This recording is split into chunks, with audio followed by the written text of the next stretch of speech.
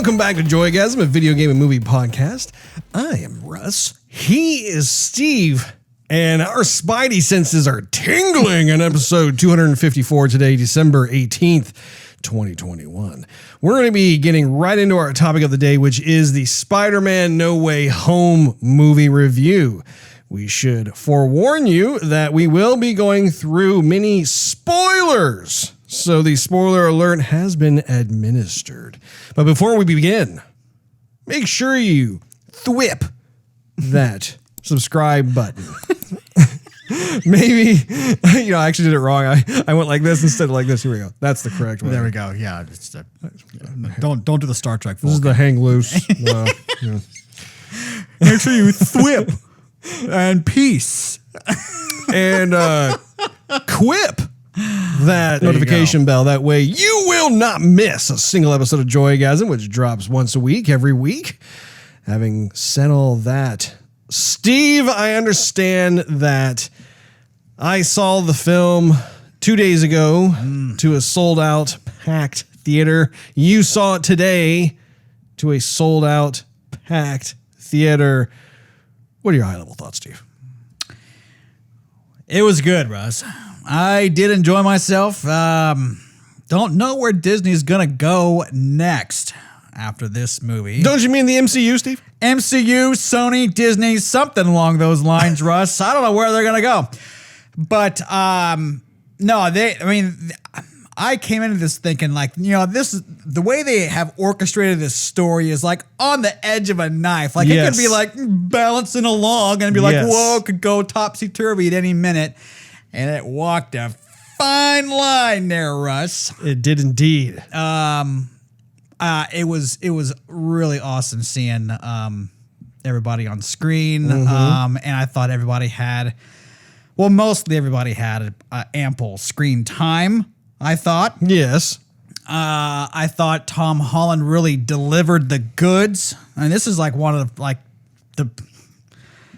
I don't know. It just might be what my favorite Spider-Man out of this trilogy.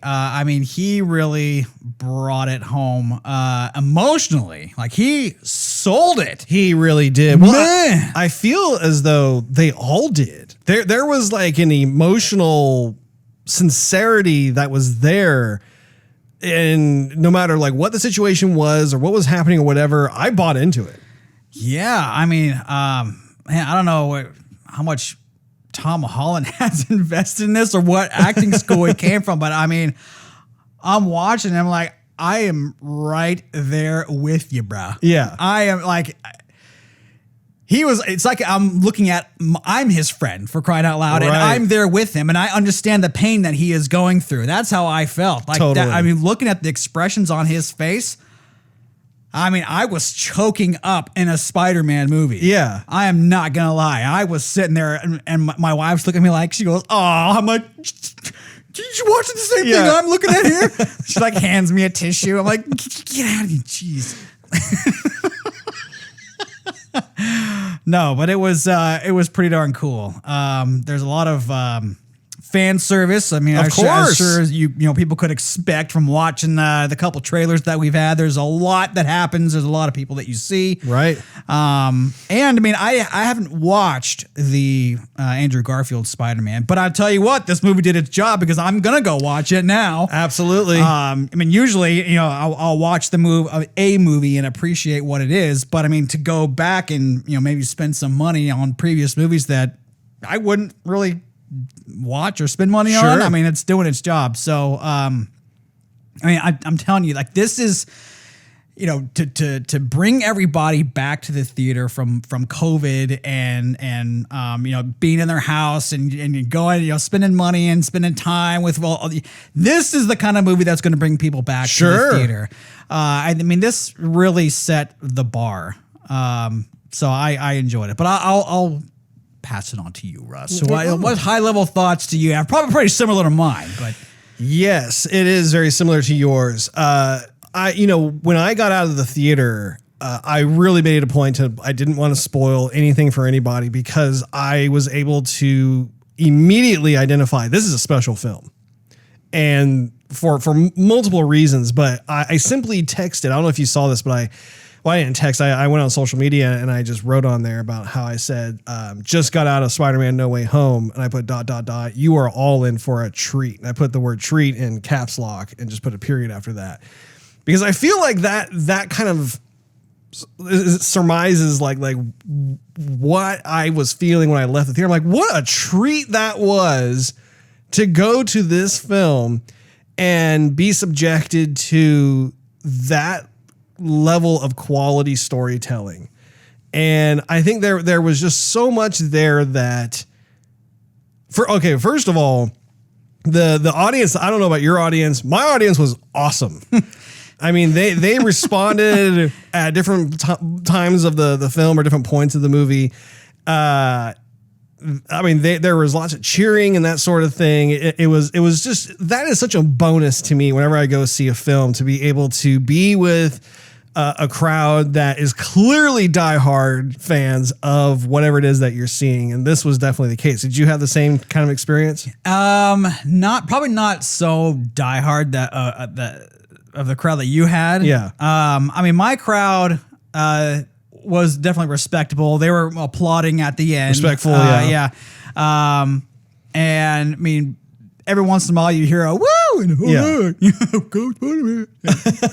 Someone up there's talking. Yeah. I mean, I really wanted to just give it a standing ovation, but I probably would have been like the one guy clapping and maybe you were gonna be like the instigator, like the one who starts. Yeah, and everybody else like joins you. Like, we need somebody to start, and then we'll join in. Well, Spider-Man itself was such a delight. I think that's the biggest thing that I walked away from, was like, I'm sitting in the movie theater and I'm watching this happen, and I'm immediately brought back to how there was the original Spider-Man film that came out. I want to say it was like back in 2000, maybe 2001. I think it came out in 2000. It was right around 2001, I want to say. Probably. In fact, I have the original teaser poster of Spider-Man. Used to be right over there. The Sam Raimi. Not there anymore. Well, no, it's over there, Steve. Is it back there? No, it's back there. I might have to get up and go get it. So, now you're thinking. Just give me a second. Keep talking. I'll go grab it real quick. Yeah, what else am I going to say here, Russ? I mean, keep it high level, Steve. High level. Man, high level, no spoilers. Well, I mean, there's time. Here's what I will say is, you could have switched the camera back to me, Russ. Anyway, it's fine. No, don't do it now. Okay, fine. The thing is, I had a gripe, not so much with the movie, but we live in like this highly informational age where if you hear something or you have an idea, whatever, you just could throw it out on the interwebs. And which is awesome, but it's bad in the sorts that, there's things that happen in this movie that I knew were going to happen from like 6 months ago. And I chalked it up to like, it's probably just going to be rumors. That's probably not true. And then I watched the movie and it is true. And I thought, well, I mean, is this a stagehand or someone who's like selling bits of the movie? Is like Tom Holland talking to somebody, that he should have been talking to, is saying like, this is what's going to happen. Like, what's going on? Anyway, a little bit dismayed, but it is what it is. And, at the end of the day, it's still a pretty freaking awesome movie. They did say, though, I thought they were alluding to someone else. Would have to get into spoilers to really, get there. But they were alluding to someone. Oh, I just want to say it. Hold off. Just a minute. Well, he's almost got the poster. What are we going to do here? When he shipped this thing over here, there was a bunch of like tape on it, like that was taping cushions and bubble wrap and everything like that, so it wouldn't, crack and split and whatnot. And then he got it here, and it's been like 5, 6, 7, 8, 9, 10 years or something, and he's never hung the thing up. It might have a layer of dust on it. Yeah, it does. Okay, let's put that. Run out of things to say over here, Russ. Okay, switching the camera back. Boom. Oh, there it is. And all its fine self. And you can see, I'll point to the eyeball here, that you can see the two towers in reflection of his eye. Yeah. Wait. I can do a close-up. Hold on a second. Okay. Now, I'm holding. Hey. Exhibit A. Okay. Put it right in front of me or right behind me. There it is. Huh?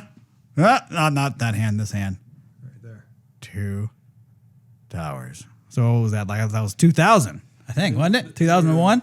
Is there a date on the? It just says coming soon. Yeah, there's no date on it. Well, I think here. Give me a second. If only there was a website with a bunch of movies listed on it that we could search. It would have the entire cast, movie release date. What movie would that be? It'd have to be a simple acronym, so everybody would remember it. What would it be? I'll forget it. I'll just look it up. Okay. Just a minute. Okay, yeah, I'm waiting. Russ. I'm just gonna go ahead and look this up. Okay, yeah, that's good. Yeah. Okay. Well, you got to work out there. Had to fit myself in there. Anyway. Yes. Hi. Anyway, yeah. So that was back in 2000, 2001. I think the poster came out around 2000. And then I want to say the original Sam Raimi Spider-Man film. 2002. Was it 2002? So IMDb says 2002. You are correct. It was, in fact, 2002. I do remember the story, though, not to digress completely off of Spider-Man No Way Home, but I remember at the time that teaser poster went out. Of course, you had the World Trade Center reflection in his eye. And then 9/11 happened. And so what ended up happening was they pulled out all of those teaser posters and took out the World Trade Center from the reflection, and then reused that same teaser poster and redistribute everything out. So actually, it's kind of interesting. That particular poster has some history to it. So anyway, as I was saying, so it was a lot of fun to be able to see how, like as I'm in this theater, I began to think about what was my initial reaction when I saw the first Spider-Man, the Tobey Maguire Spider-Man movie from 2002, apparently. And I remember just being also totally delighted at the fact that here I was sitting watching a Spider-Man film that was like AAA. It was like high production value. It was fantastic. And how I'm thinking, man, what does the future hold? Just in terms of different kinds of comic book movies. And so here we are again. It's 2021, the very end of 2021, and we're watching Spider-Man No Way Home, and I had that same exact feeling. And there's a reason why Spider-Man is probably one of the most popular Marvel characters, if not the most popular Marvel character. And it's his accessibility. Right? Everyone can relate to his situation, what he desires to do in terms of civic duty, the challenges that he has being, whether he's in high school or if he's going off to college, whatever that may be. So that whole thing was so much fun. Another high level thought I had is the fact how we got introduced into the potential of the multiverse. And I've been talking about that on this show for several episodes now, where if they do it right, there is tremendous payoff for the various characters that we've come to know and love, as well as brand new characters. And this was the first official foray from a movie theater standpoint where I feel like they pulled it off. Like it was just like, oh my goodness, this is how you do it. This is how you do it right. So really, really excited about that. I really felt like they really outdid themselves in terms of the number of characters that they had in there, because again, and this is obviously we're going to be talking about spoilers, but this was even shown in the trailers as well. You have an impressive number of characters in this movie. You know, if you think of the villains themselves, you had Dr. Octopus, you had Sandman, you had Electro, you had Lizard Man, you had Green Goblin. I'm not sure if I'm forgetting any other villains, but like those were like the main ones that were appearing. And then on top of that, then you have like the characters that we've seen through the kind of the MCU Tom Holland version or world of Spider-Man. So I think why that works so well was because I talked about this before. When you have pre-existing characters that we've seen in films, we already have kind of a pre-existing relationship with those versions of any given character. So if you bring them back on screen, we don't need all that lead up time to be able to be introduced and understand this character's motivation. We're already there. Like we're back in like nostalgia heaven over here. So just keep going forward. And I think that this is a great example of a successful application with that. Would you agree? I would. Yeah, absolutely. I would absolutely agree. It made me nervous walking into the theater, but I think if you're a fan of Spider-Man from the beginning, which, I mean, no, I don't think any non-fan of Spider-Man is going to go see this movie. I mean, yeah, you know, people, maybe somebody was, you know, maybe the younger generation that hasn't seen those movies yet, but they like Spider-Man from watching the Avengers, of course, you know, going in there, they would still appreciate it. Yeah. But I mean, you know, when we're middle-aged and, dare I say, and we've watched the Spider-Man cartoon. I mean, we've even seen like the Spider-Man from old days where the best special effects they had were like, oh, here's some webbing, and then someone on the offhand throws out a net or something, or like the silly string. Yeah. You're like, yeah, that looks vaguely like a party trick. Yeah, no, we've been through it all for sure, and they've come a long way. I do want to touch upon something though with regards to these various characters that we've seen in previous films, and that is that I feel like the MCU has done a really wonderful job in bringing these like cherished and beloved older actors, these aging actors that, you know, their heyday was more like in the 80s and 90s. And when I say heyday, I just mean like they were young and sprightly and full of zest, and like they were in movie after movie after movie. And then Hollywood has this weird thing of just kind of like, oh, okay, we're going to stop using this particular actor, which is a horrible idea because they're just as good, if not better today than they were back then. And so I think like when you think of like Guardians of the Galaxy, for instance, right? We had Kurt Russell that was in there, and fantastic. We're both fans of Kurt Russell. Or like if you think of Ant-Man, you know, you have Michelle Pfeiffer that was in there, and Michael Douglas. Yeah. And now we have this particular film too, where we have a lot of these villains that were coming in, and you know, we haven't seen them reprise these particular roles for 20 years. And it's wonderful. I mean, like the fan response was so palpable in the theater every time, like if Doc Ock got his big reveal, or if Green Goblin did, or if it was Sandman or whoever.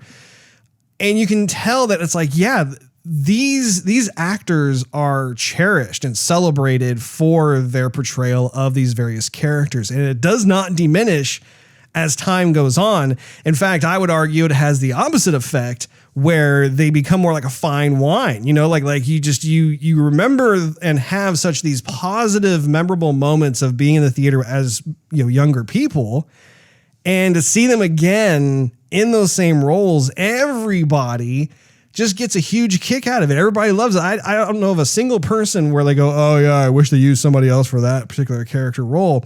And I think once again, this speaks very highly to the concept of the multiverse, right? Where it's like this is not, it's not as if, you know, actor X is going to always be this particular character. It's just that they are now appearing in this film due to something, this thing that occurred that acts as a vehicle for these other multiverses to suddenly converge onto this particular reality, which is just awesome. Yeah, no, for sure. No, I agree with that. I think we need to get a spoiler, so Russ. Absolutely. It's about time. I'm about to burst. Okay. So let's get the biggest one out of the way. So one of the biggest We're gonna let people like pause or no. I've already said spoilers. okay, spoiler. Let's just get into it. I'm fine. We have been in spoilers. Okay, right. Go. Let's do it. So going into this film, there were heavy rumors that I think a lot of us were reading about or perhaps talking and hoping for, which is the fact that perhaps we would have the other Spider-Mans from these previous films also make an appearance, just because it was already a given that these villains were appearing, and there were a lot of villains for one Spider-Man to handle. Let's be real, right? Yeah.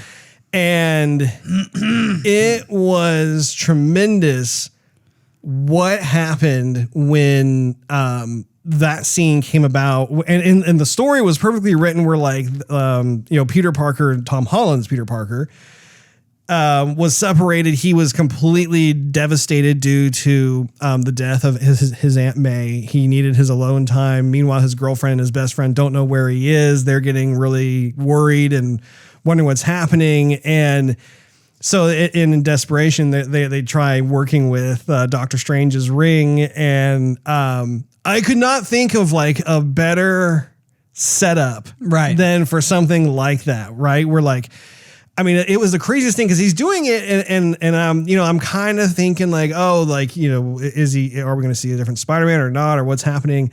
And all of a sudden, like the ring opens up and you see Spider-Man there, and everybody in the theater. It was funny because it didn't happen all at once. It was like this buildup where like more and more people within the auditorium like realized that's not Tom Holland, that's a different Spider-Man. And then as you got closer, you saw the style of the suit. And you realized that's Andrew Garfield. Yeah.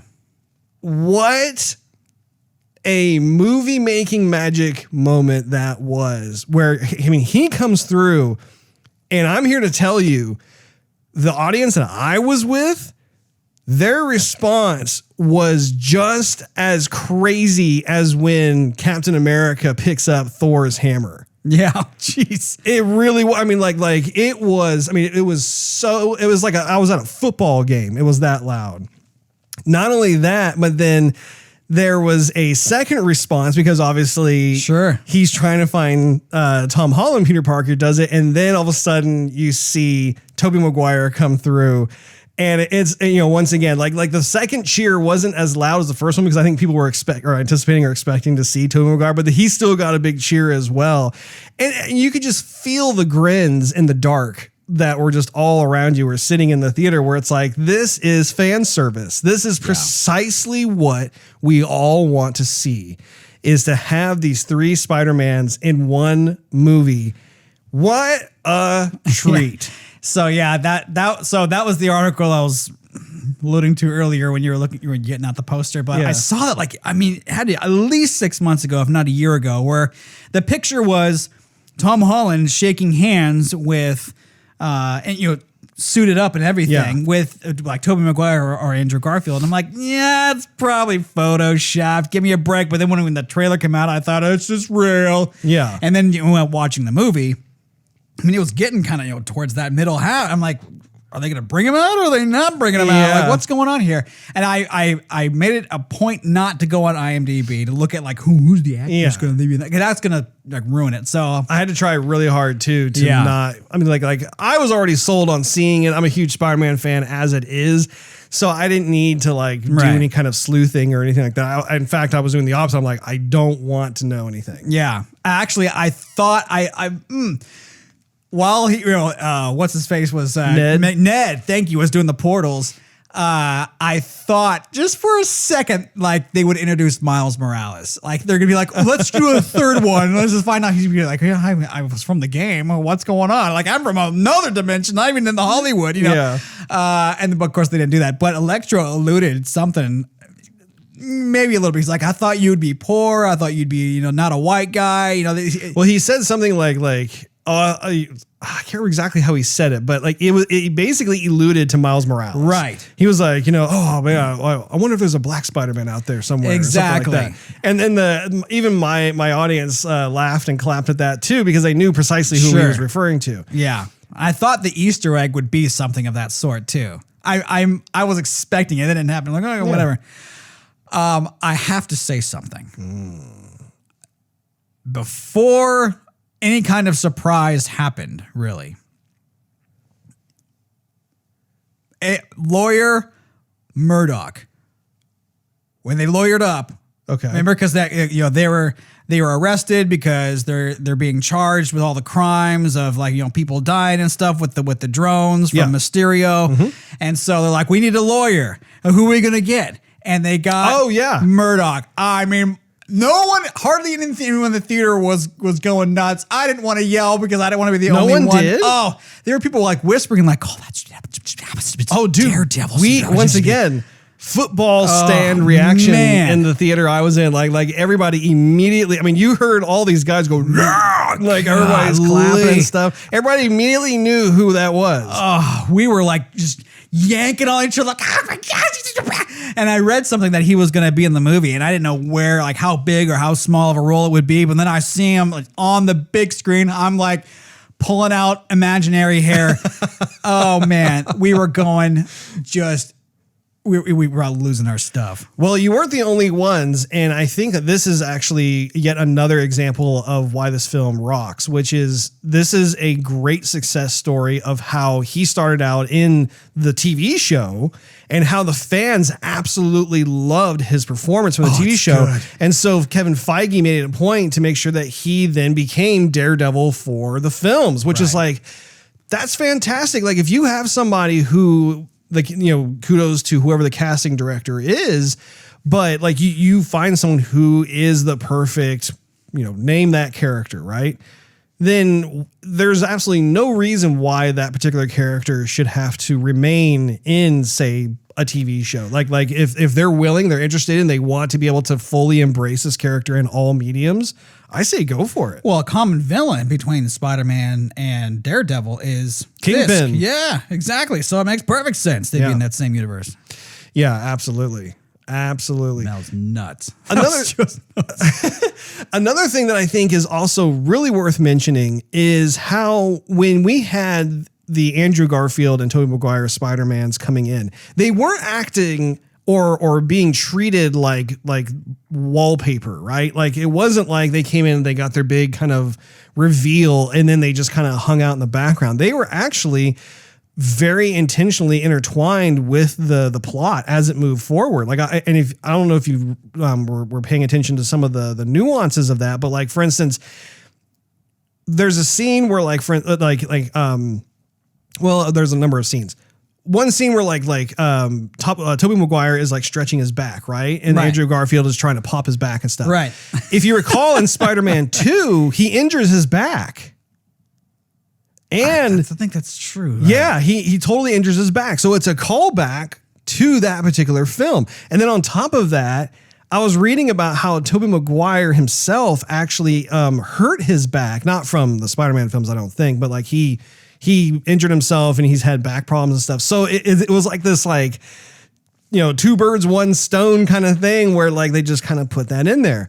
Another thing that they were talking about was how with Andrew Garfield's character, how in his Amazing Spider-Man films, he was unable to save Gwen Stacy, who was his version of Mary Jane, right? So that has lived with him moving forward all these days. And so how amazing was it when, Tom Holland goes in and it's like that quintessential, superhero moment where it's okay, Tom Holland's going to die and he's going to save his girlfriend from certain death. Right.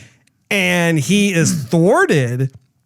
And I'm what's what's going on? Another big loss. Yeah, exactly. Yeah, I'm starting to get PTSD Black Widow visions in my head, and so to see Andrew Garfield all of a sudden able to, as Peter Parker, make the dive and save Tom Holland's girlfriend, the performance, the acting on his face, totally sold me on that, where he lands it and it's not him thinking he's amazing or he's badass or whatever. Yeah, He's literally in that moment having closure about his failure with Gwen Stacy. I'm man, that is such good storytelling. That is so rich. And everybody, I think, understood that who was in the theater. It doesn't matter which time or theater you were seeing the film at. People just understood, and it was done so unsaid. Right. Yeah. No, that was one of the scenes where, let me just pause there. I'll say watching movies all together. Yeah. There's many movies I'm finding where it kind of falls into this cliche where I can kind of predict what's going to happen. And I mean, like, cool with it either way, I'd like to be surprised, but I mean, depending on how the depiction is of whatever's going to happen, I'm still cool with it if it's what I expect. But it's even better when I think, he's going to save the day in the end or whatever. And then someone else does it. But so much in this movie happened that I was not expecting. And that was one of those scenes where I'm like, yeah, cool, he's going to save her. No, he's not. Oh my gosh, what's going to happen? And then, again, I haven't seen the Andrew Garfield Spider-Man. I'm going to go back and watch it because watching Andrew Garfield and all the emotion. Yeah. And I mean, it's worth going back and watching that movie. I'm totally interested now. Anyway, you're saying something else. I kind of railroaded you. No. I'm glad you said that because I feel the same way. I can admit that when I first found out about how they weren't going to use Tobey Maguire anymore for Spider-Man, I was bummed because I really enjoyed at the time seeing him go through the role of Spider-Man. And for them, and this was, you have to remember, this was back when like reboots were like the cat's meow, right? Like essentially right around that time, it was like trending for all these movie studios to just reboot their franchises and IPs in order to like, I don't know, put like a fresh injection of interest. Be relevant, yeah. Yeah, so what they ended up doing was they said, okay, we're going to reboot Spider-Man, which everybody was like, why? Like everybody enjoys what's going on with the current cast and the current story, the current direction.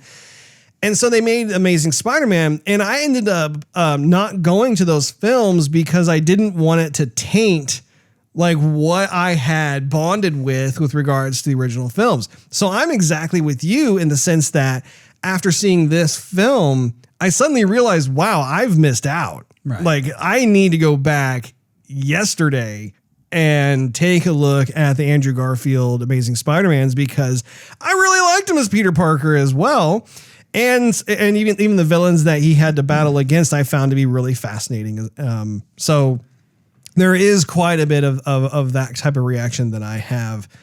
And actually, even as I'm talking about this, there's another scene where Tobey Maguire is talking about, or he's talking to Andrew Garfield's Peter Parker about him being Spider-Man. And there's a moment where he says, "You were amazing. Like you really were amazing."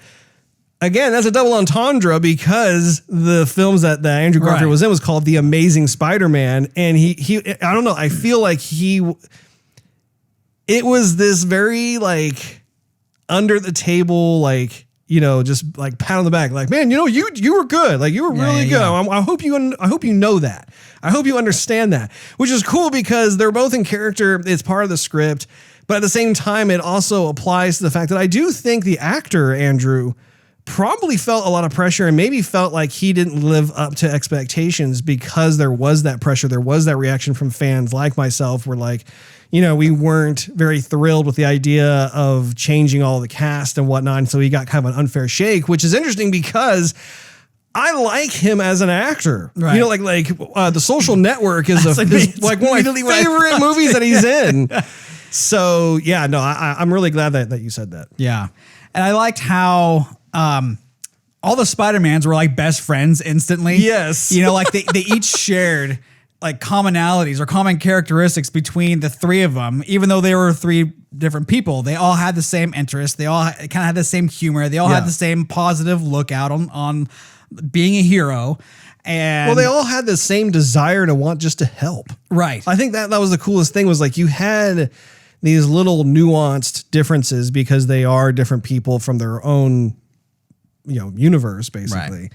And to see them all working together and having the same core value fundamentals, I think, it was really cool to see. Right. And how they acted in support of each other as well, because they each shared moments of their own particular weaknesses. Right. Which I think we could actually dovetail into, the moment where Tom Holland is fighting Green Goblin and how Green Goblin is just messing with his head, right? Like, I mean, he's just really enjoying watching Tom Holland, Peter Parker lose control. And it was so cool to see Tobey Maguire step in just like he did in Spider-Man 2 with Dr. Octopus and whatnot. But like, you know, like if you recall in Spider-Man 2, there was like this piece of like rubble or debris that was about to collapse on the Mary Jane, and he comes at the last minute and he's like totally jacked up and whatnot, but he's not jacked up like buff, but like jacked up like he's got cuts and bruises and blemishes and stuff like that. But he's holding this thing off of Mary Jane with every ounce of his fiber of his being, you know. And I feel like that was almost kind of like a parallel with him stopping Tom Holland's Peter Parker from killing Green Goblin. Did you really like that scene too? I mean, again, that was another one of those opportunities where there wasn't a lot said. It was more, you know, acting through the face. That was true. And I did see that. And again, with Tom Holland's just expression, I mean, he says to all of them, I'm going to rip him apart. Yeah. I really am. And even when Tobey Maguire's Spider-Man says, I've been there, it doesn't help, you know, it kind of gives that speech that you know, I mean, Batman, you know, different, you know, DC, of course, has that same thing. It's kind of a common hero speech. You can't just kill somebody. The pain's not going to go away. Right. And Tom Holland was like laying waste. Yeah. I mean, there was a darkness there that I think was pretty evident. But I kind of liked it, though. I mean, like, it's sort of, I mean, like, you definitely want to see the good guy. You know, evil is evil. Right. Quoting Geralt from, you know, The Witcher. Evil is evil. Lesser. More so. I don't know what he says. Meddling. It's something like that. Anyway, evil is evil. And so, like, you know, he is going to kill because he's a killer. He's insane. He's a psycho. And so, I mean, had to have Spider-Man just beat the crap out of him. He was wailing on him. Thank you. Yeah. I mean, you want to see the hero beat the you know. I'm reminded of Captain America and the Winter Soldier Disney Plus show where there is that particular moment of the other Captain America, the kind of the villain, and there's this moment where you realize, like, at first it's like he's dealing out justice, right? And justice is being served. But then there comes a moment where he crosses that line and it's no longer about justice. It's about vigilantism and revenge. And you see him like lift up like Cap's shield, for instance, and take that guy out. And that was wrong. Like that was like, at that point, that person became a prisoner of war. Sure. Right. And I think that was exemplified in this instance again, too, where it's like, it wasn't like a light switch, but it was definitely like if you could just kind of picture like a, not like a timeline, but like just like a reader, like a gauge. You could see it like slowly going the other way, and you're just like, oh yeah. And it wasn't really until he picked up Green Goblin's little, I forget whether it's like a flying board or something. It's his little ship that he rides on. I can't remember. Hoverboard. Yeah. That's when I'm like, no, you're going too far. You're going way too far. You need to stop. But again, I loved how that served as like an opportunity for Tobey Maguire's Spider-Man to pop in. And so you just kind of saw that over and over again. And again, it wasn't just toward Tom Holland's Peter Parker. All of the Peter Parkers had these moments of uncertainty that, you know, offered up an opportunity for like these other Peters to come forward and you know, be a shoulder for them or be a sounding board for them, you know, offer that support. Let me ask you this, Russ. I love it when you ask me questions, Steve. When let's consider the villains and May. Sure. And so tell me if I missed this, because I feel like I did. So she is dying. And she's basically telling Peter, there's a sequence between her speaking with the Green Goblin and them inviting everybody over to Happy's condo. Right. And trying to figure out how they're going to take away their villain handicaps, I guess. And so she's basically saying everybody needs a second chance. And you need to be, you know, with great power becomes great responsibility. And then she's dying because of, you know, Peter and him wanting to do good and them kind of being Well, it wasn't because of Peter. I mean, she was really instrumental also. In she was instrumental going along with it. Well, I mean, Peter was the start of the entire thing. I mean, if he would just push the button in the early start of this, Anyway, so she's dying, and she's basically like taking that message to the grave of like everybody deserves a second chance. And I don't think I really bought into it. I mean, I think it's one thing to say that, and then it's another thing to go, well, what cost does that come with? Because you've robbed these people of their other universe that they lived in. People near and dear to him have died now. He lost his aunt. He almost lost his girlfriend. He's now doesn't have an identity. Everyone's forgotten who he is. Mm-hmm. I mean, what kind of cost did let's just give these bad folks a second chance? I mean, it happened basically with Doc Ock, who saved the day, I guess. I mean, that was cool too. Freaking awesome. I didn't like, whoa. Expect that. Yeah. It came out of nowhere. Uh-huh. And I love how that just the sequence between him and Tobey Maguire. That was the cat's meow. Probably one of my favorite parts of the movie.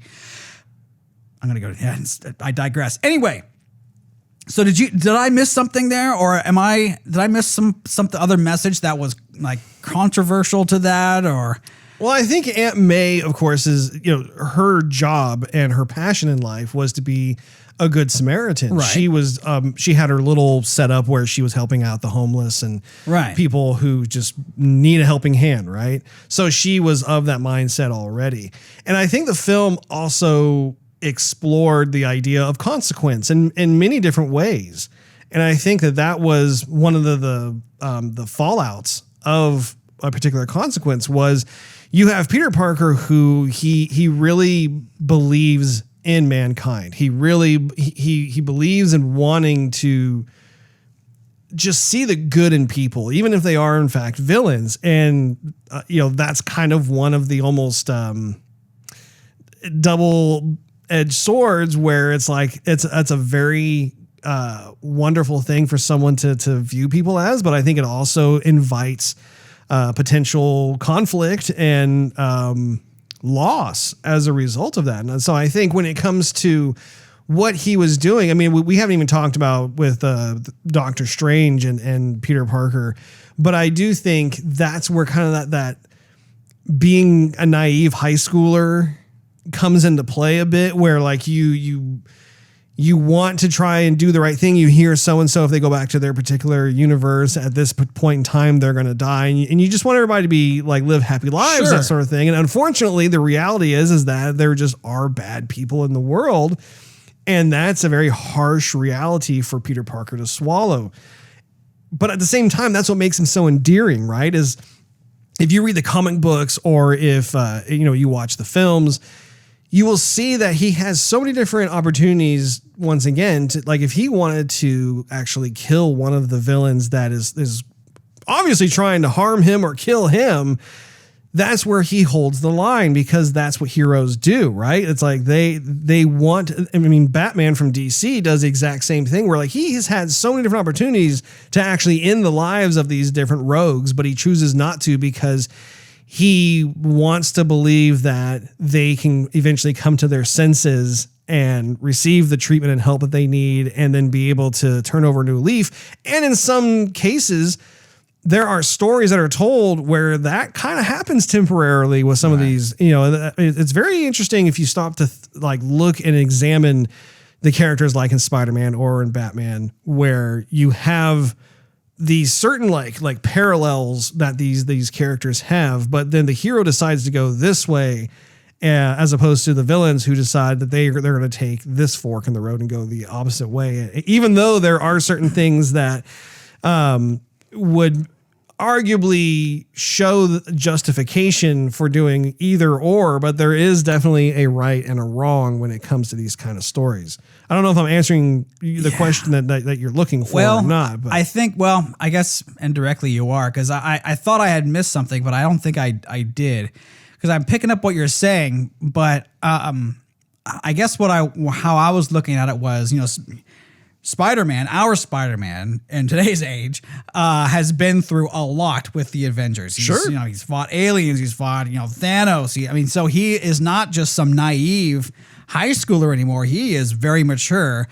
He knows that it ain't just us living on this planet. There are powers greater than him, beyond Earth, and to have him basically not even bring Doctor Strange or have some sort of like intellectual conversation with all parties involved and just go, well, let's just hope for the best and let's just naively go with this and see what happens. To me, didn't seem like the past journey ever took place. Like, did he learn anything from turning to dust? Did he learn anything from losing Tony Stark? Did he learn anything from Thanos wiping out half the planet? Like, there is evil in the world that will just be evil because, to quote, what's his face? Batman's butler. What's his name? Freaking A. That would be Alfred. Alfred, gosh. Some people just want to watch the world burn. Mm-hmm. Which is true. I think I know what you're saying. I think so. There's also a spectrum of that as well, where yes, like on one end of the spectrum, you have someone like Thanos, who you're just like, whoa, this is the mad titan, everything else.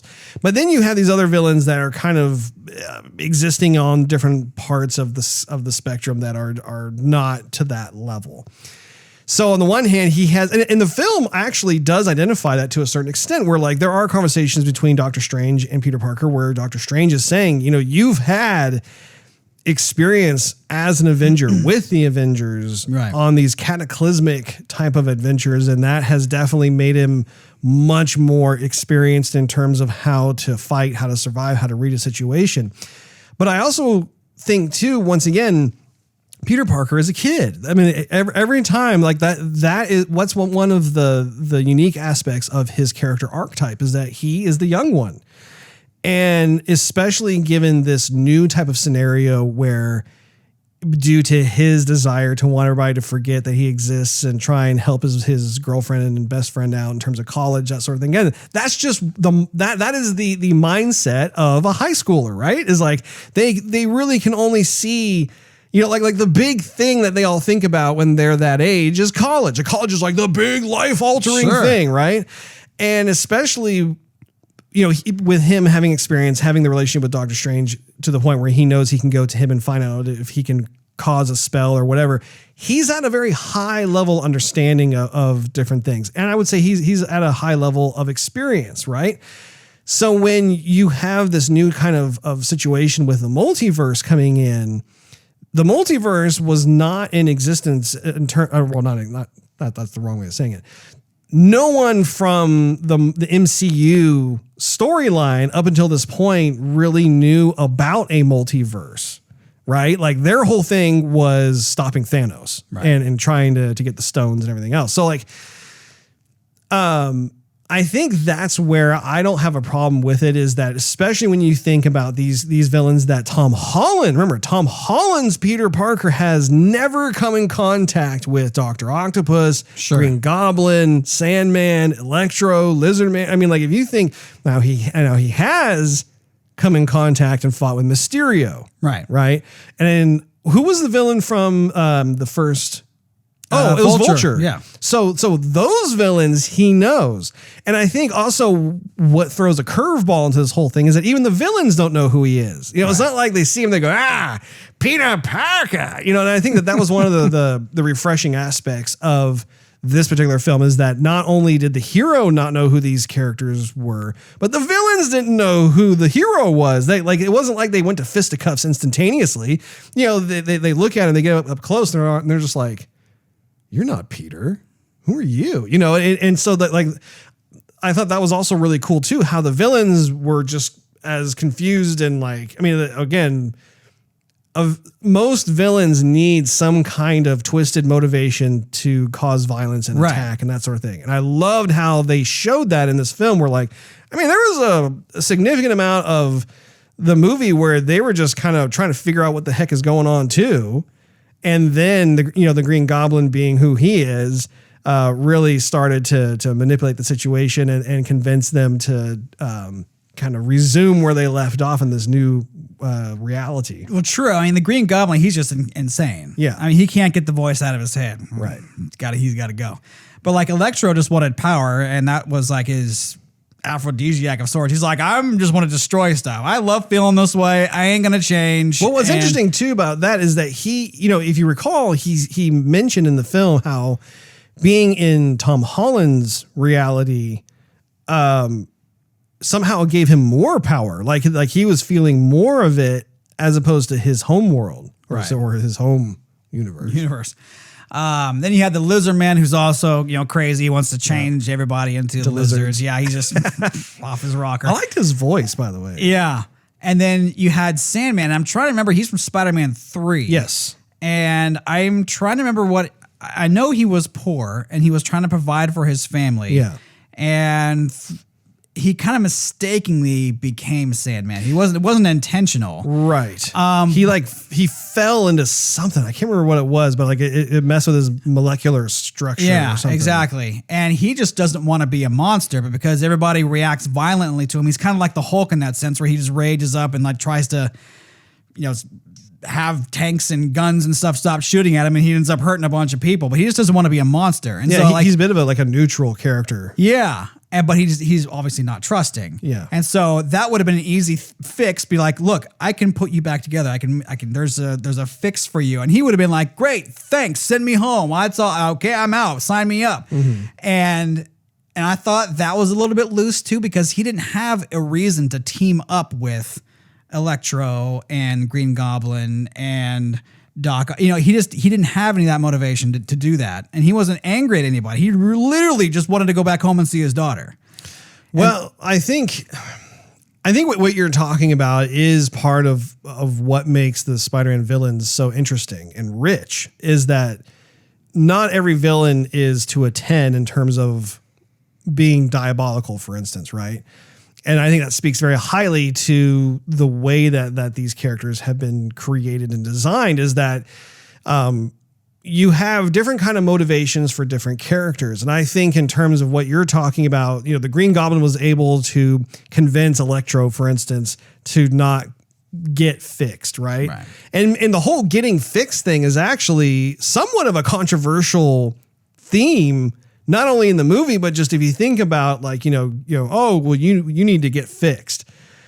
I don't really have a lot of deep thoughts on that, but it was something that I did make note of, I guess that's the best way I can say it, because it was kind of interesting how they were talking about that and how there were certain things that they came up with, like, changing Lizard Man back to being human, or, the Green Goblin, I think, was like trying to suppress his alter ego, his split personality.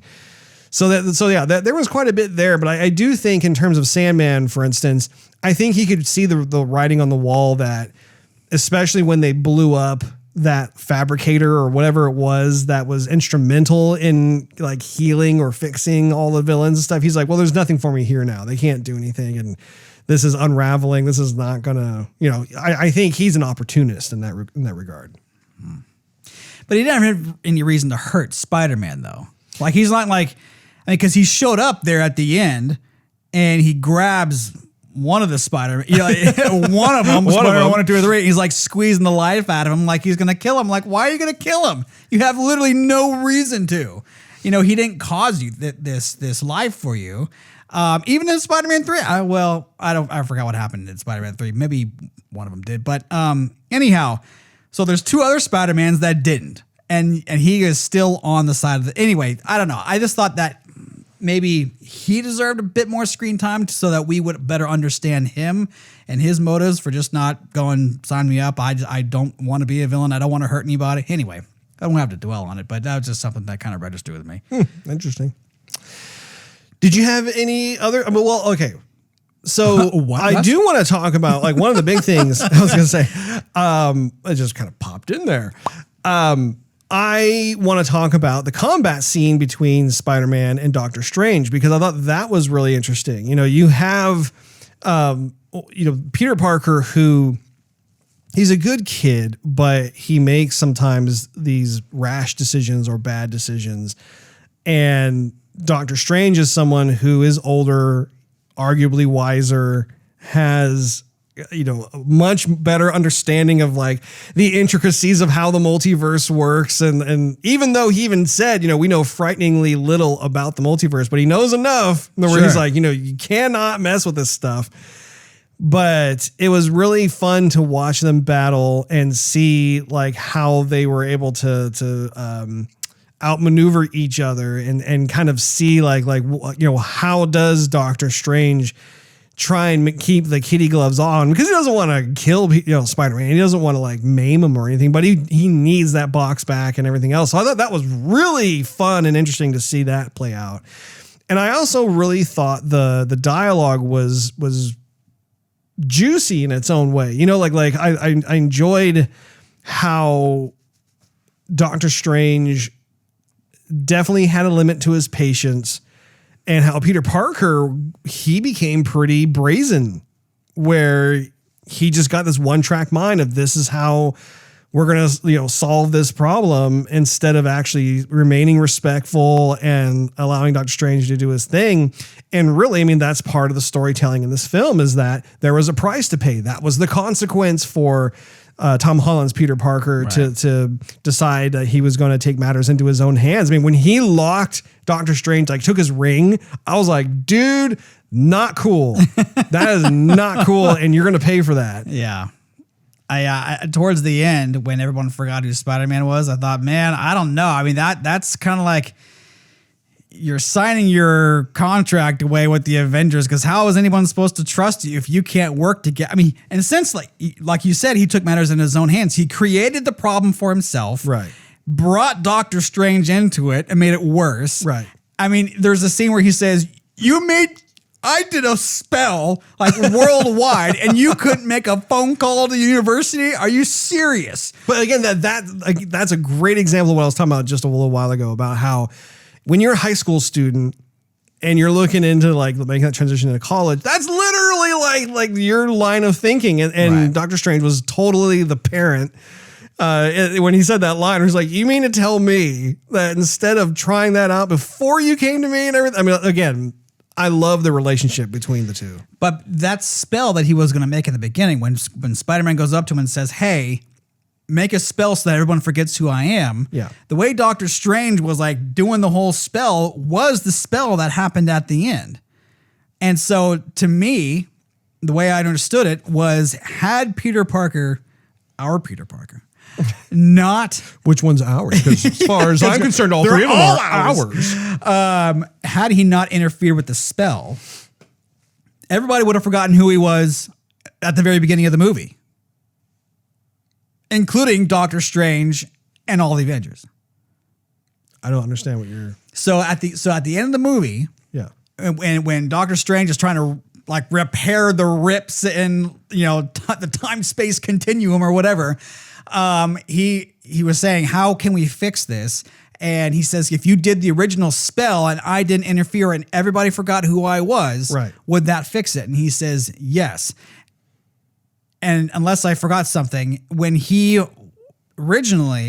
Parker went to Doctor Strange's little office, they're covered in snow. Yes. And he says, let's do this spell and can we just have everybody forget me? He was not saying everybody but the Avengers and everybody. That came later. Oh, Mary Jane. Oh, Ned. Oh, somebody Happy or somebody else.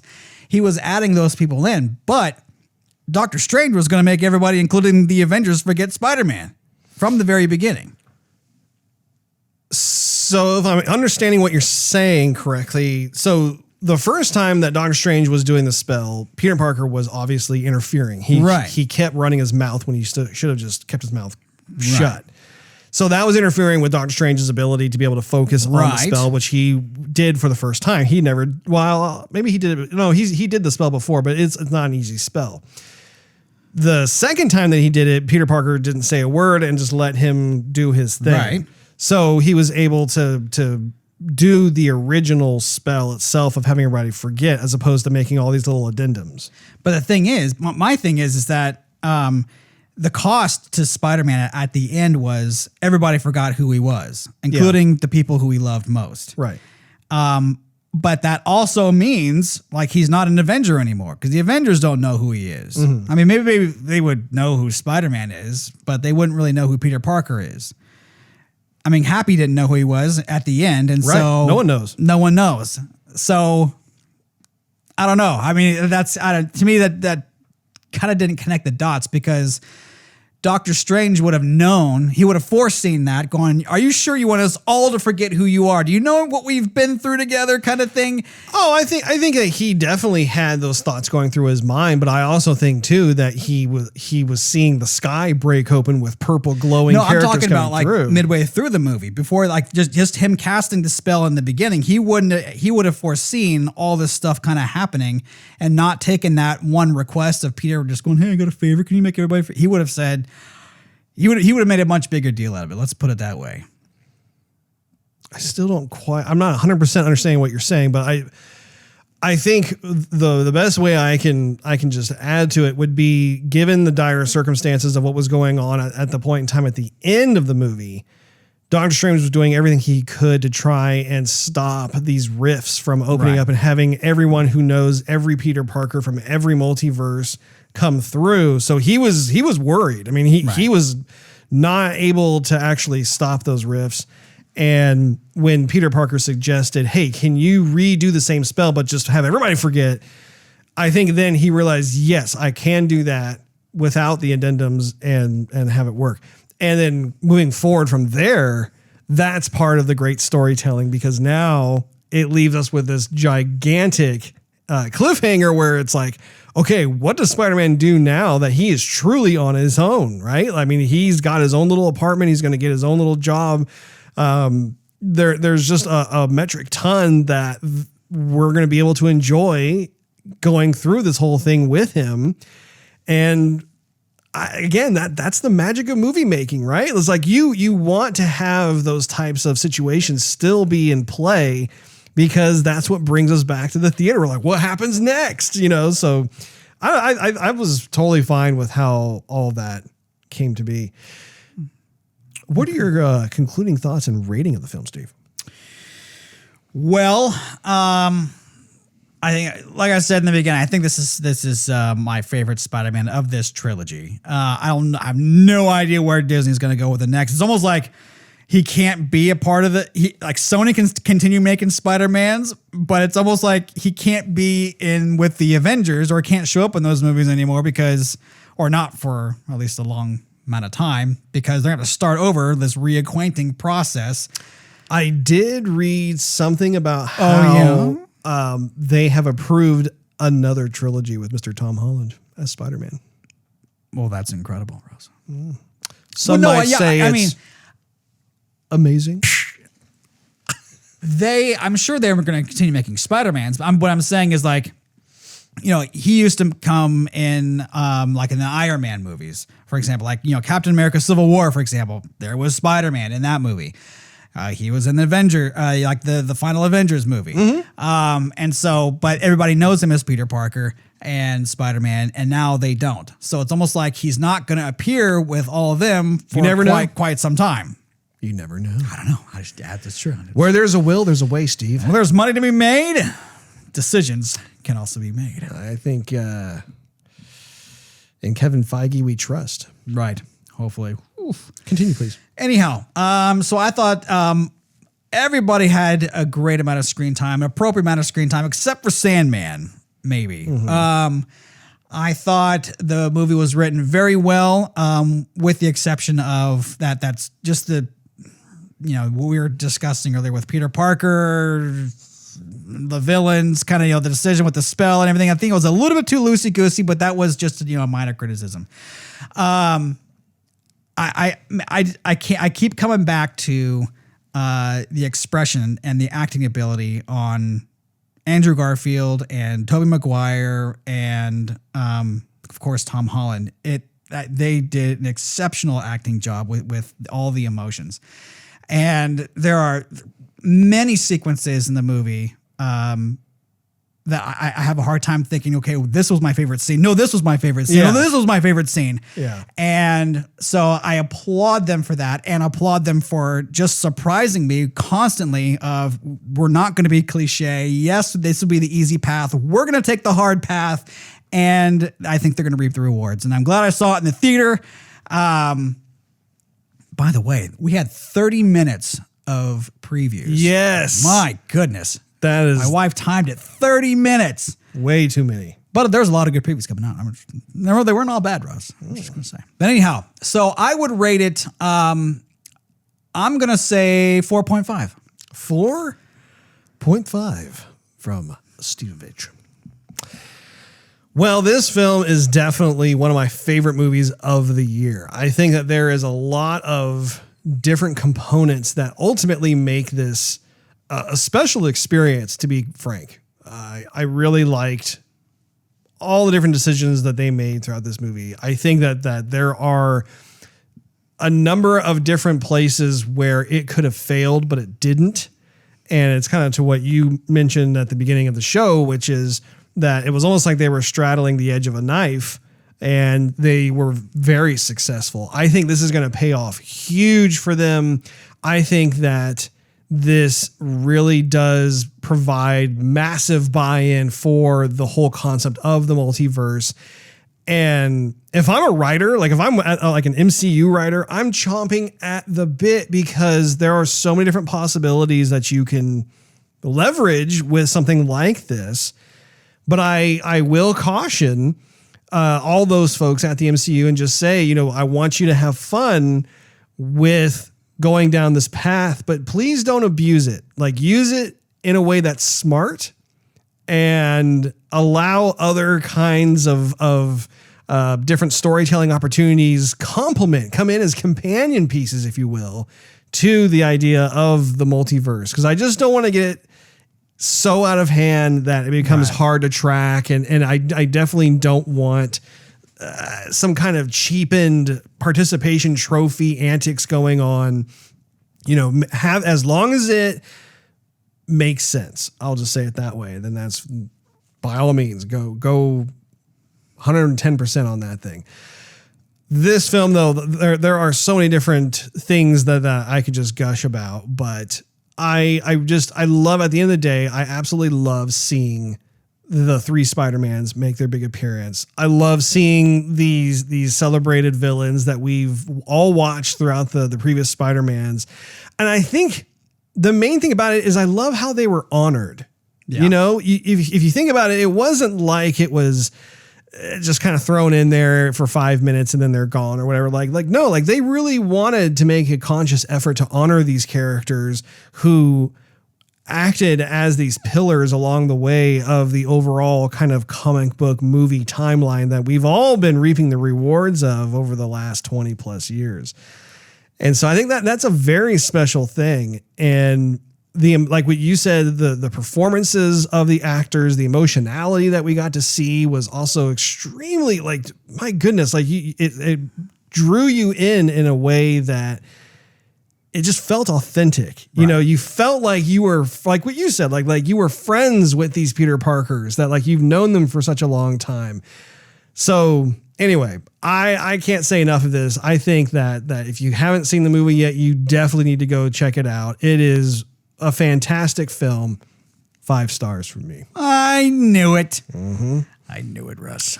That wraps up this episode of Joygasm. We thank you for hanging out with us. If you enjoyed this episode, we invite you to check out patreon.com/Joygasm, where you can enjoy exclusive perks and early access to the show, not to mention it continue financially helping us doing this show. Also, make sure you push that subscribe button, maybe clang on that notification bell. That way you won't miss a single episode of Joygasm, which drops once a week every week. We're also on just about every social media platform. Just do a search for @JoygasmTV. Last but not least, do a search for Joygasm TV on Twitch to see us stream our gaming adventures live every Wednesday night at 9:30 p.m. Central Time.